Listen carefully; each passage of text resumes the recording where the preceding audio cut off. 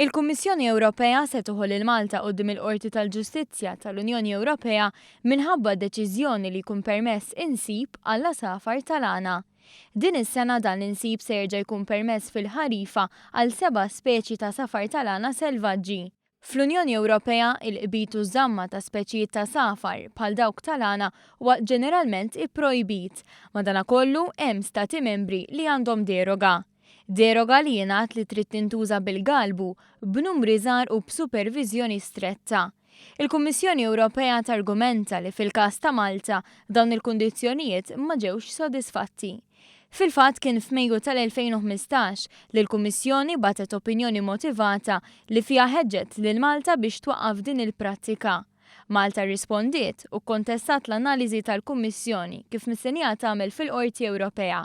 Fil-fatt, fis-stqarrija tas-Segretarjat Parlamentari għall-Agrikoltura u s-Sajd intqal li l-Gvern Malti se jiddefendi id-dritt ta' Malta li tapplika din id-deroga. Intqal ukoll li d-deroga kienet suġġett għal diskussjonijiet intensivi bejn l-awtoritajiet Maltin u l-Kummissjoni Ewropea.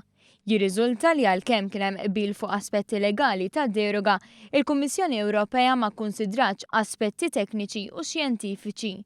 Il-Gvern Malti żied li fetaħ l-istaġun tal-insib fuq rakkomandazzjoni tal-Kumitat Ornis wara analiżi dettaljata u ntqal li dan b'mod li tkun rispettata id-deroga. Fl-imoddi l-Kummissjoni Ewropea kienet ħadet lil Malta il-qorti dwar il-kaċċa fir-rebbija.